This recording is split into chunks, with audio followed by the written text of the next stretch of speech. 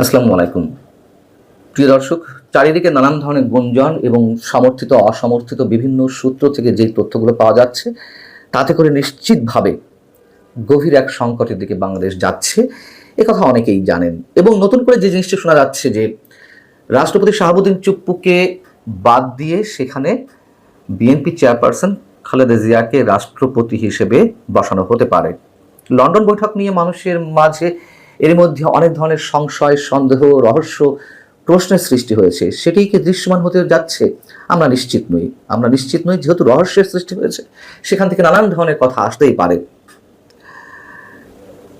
জুলাই সনদ ঘোষণার বিষয়ে রাজনৈতিক দলগুলো যে ঐকমত্যে পৌঁছায়নি, সেই বিষয়টি সংবিধান সংস্কার বিষয়ক কমিশনের সভাপতি ডক্টর আলী রিয়াজ এরই মধ্যে জানিয়েছেন এবং তিনি বলেছেন যে আশা করা হচ্ছিল জুলাইয়ের মধ্যেই এই সনদ ঘোষণা হবে, কিন্তু সেটি এখন নিশ্চিত নয়। তবে সাবেক সমন্বয়করা কিংবা তাদের নেতৃত্বে যে গঠিত দল জাতীয় নাগরিক পার্টি নেতারা বলছেন তারা জুলাই সনদ ঘোষণা দেবেই, জুলাই ঘোষণাপত্র জাতির সামনে উপস্থাপন করবে এই জুলাইকে সামনে রেখে। এবং যদি সেটি হয় এবং তাদেরটা যদি সরকার মেনে নেয়, তাহলে সংবিধান স্থগিত হয়ে যাবে। সামনের দিনে আসলে নির্বাচন হবে কিনা অথবা সরকার পুনর্গঠনের বিষয়ে দুটি সম্ভাবনার কথা জানা যাচ্ছে। আমি সে বিষয়ে আসছি। তার আগে এমন একটা ইঙ্গিত দিয়েছেন সংবিধান সংস্কার বিষয়ক কমিশনের আর এক সদস্য ইমরান আবদুল্লাহ সিদ্দিক। তিনি বলছেন যে 5 আগস্ট সংবিধান স্থগিত করে বিপ্লবী বা ঐকমত্যের সরকার গঠন করা ছিল মোক্ষম সময়। সংবিধান স্থগিত করে জাতীয় ঐকমত্যের সরকার গঠন করা কঠিন মনে হলেও বৃহত্তর জনগণের ঐকমত্যের ভিত্তিতে তা হতেই পারে। দেখুন অবস্থা। এই যে ভদ্রলোক ইমরান আবদুল্লাহ সিদ্দিক, তাকে কোন কমিশনের সদস্য করা হয়েছে? সংবিধান সংস্কার বিষয়ক কমিশন। অর্থাৎ সংবিধানকে এক্সিস্টিং রেখে তার ভিতর থেকে যেগুলো আপত্তিজনক সেগুলো পরিবর্তন, সংশোধন, সংযোজন, বিয়োজন ইত্যাদি ইত্যাদি কি করা যেতে পারে সেই বিষয়ে তো এই কমিশন। তিনি বলছেন যে সংবিধান ছুঁড়ে ফেলা যেতে পারে, স্থগিত করে রাখা যেতে পারে। কাদেরকে দিয়ে উঠাই বসানো হয়েছে, কোন কাজ হাসিল করছেন তারা? এখন যে দুটি সম্ভাবনার কথা শোনা যাচ্ছে, একটি তো বললামই যে সরকার পুনর্গঠিত হলে খালেদা জিয়াকে রাষ্ট্রপতি করা হতে পারে, এমন তো তারেক রহমানকে দেয়া হয়েছে কিনা আমরা জানি না, এবং দেয়া হলেও তারেক রহমান সেটি গিলেছেন কিনা সেটিও আমরা নিশ্চিত নই। সেটাই প্রথমে বললাম যে লন্ডন বৈঠকের রহস্য দৃশ্যমান হতে যাচ্ছে কিনা। আরেকটি যে সম্ভাবনার কথা শোনা যাচ্ছে যে সংবিধান স্থগিত করে বর্তমান প্রধান উপদেষ্টা ডক্টর মোহাম্মদ ইউনূসকে রাষ্ট্রপতি করা হতে পারে। প্রধান উপদেষ্টা কে হবেন? Tarique Rahman, BNP senior vice chairman বা ভারপ্রাপ্ত চেয়ারম্যান। আর উপপ্রধান উপদেষ্টা হবেন জামায়াতের আমির ডক্টর শফিকুর রহমান।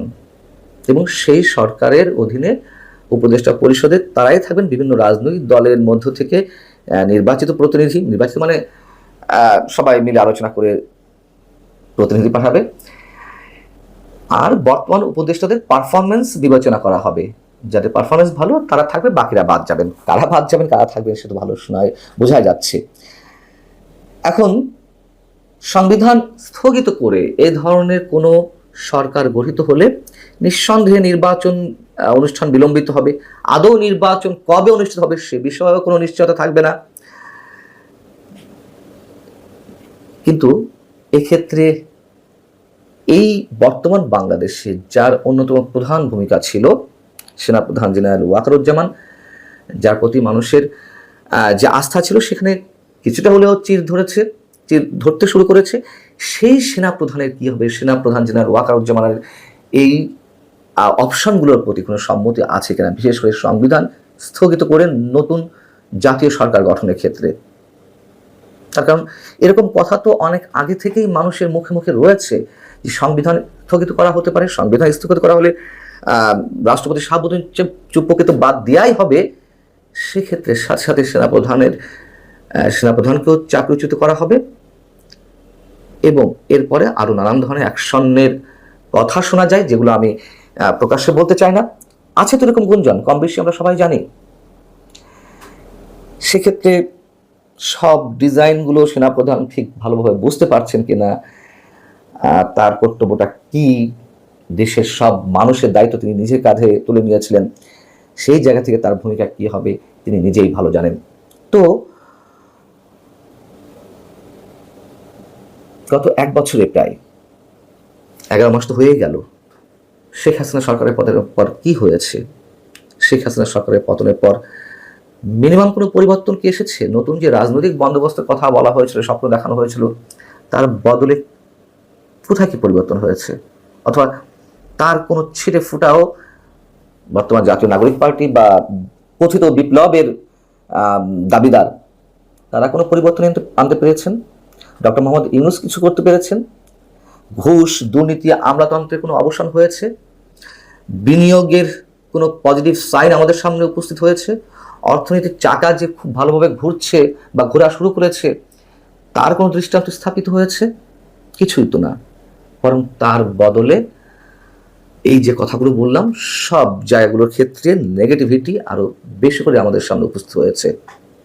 বেকারত্ব, বৈষম্য, দারিদ্র্য আরো প্রকট আকারে জেঁকে বসেছে জাতির কাঁধে। সেই জায়গা থেকে নির্বাচন নিয়ে একটা টালবাহানা, অনিশ্চয়তা শুরু থেকেই লক্ষ্য করতে পারছি। বিশেষ একটি গোষ্ঠী ক্ষমতার ভর কেন্দ্রে অবশ্যই তারা বেশ জেঁকে বসেছে শক্তভাবে, সাথে সাথে ক্ষমতার ভর কেন্দ্র শুধুমাত্র একটি শক্তির উপরে নির্ভর করছে না, ক্ষমতার ভর কেন্দ্র এখন অনেকগুলো শক্তির হাতে। পুরো রাষ্ট্র কাঠামোটাই দুমড়ে মুচড়ে যাচ্ছে যেন। সেই অবস্থায় নির্বাচনকে অনিশ্চয়তার মধ্যে ঠেলে দিয়ে যদি কিনা নতুন করে যে সম্ভাবনা কথাগুলো শোনা যাচ্ছে, তাতে আসলে দেশ আরো গভীর সংকটের দিকে যাবে কিনা অন্তত তারেক রহমানকে এটুকু ভাবতে হবে। এর পিছনে আর কোনো প্ল্যানিং, অন্য কোনো শক্তি রয়েছে কিনা বিএনপি সেটি অনুধাবন করতে হবে। শুধু পদ দিয়ে, সম্মান দিয়ে, নতুন কোনো ফরম্যাটের মাধ্যমে সরকারের আকার, বিস্তৃতি, আয়তন গঠন করা হলে সেক্ষেত্রে বিএনপির রাজনীতিও বা কোথায় যাবে, অবশ্যই সেটা বিএনপির নেতারা ভালো করে বুঝবেন। তখন নির্বাচন দিতে তো এই মুহূর্তে কোনো সমস্যা নেই, কেন তারেক রহমান এই জায়গাটিতে হাত দেবেন? এটি মানুষের মনে, আমি জানি না, আমি আবারও বলছি, যে গুঞ্জনগুলো শোনা যাচ্ছে সেটি ভিত্তিতে বলছি, কোনো পত্রিকা রিপোর্ট করেছে। নিঃসন্দেহে নির্বাচনটি হলে তো তারেক রহমানের ক্ষমতায় আসার কথা, বিএনপির ক্ষমতায় আসার কথা। তার বিকল্প এই বিষয়গুলো কেন তারা বেছে নেবে? এবং তাদের যে জনভিত্তি এই মুহূর্তে রয়েছে, তাদের কাছে এর চেয়ে বড় অস্ত্র বা কৌশল আর কি হতে পারে? ভালো থাকুন সবাই, আল্লাহ হাফেজ।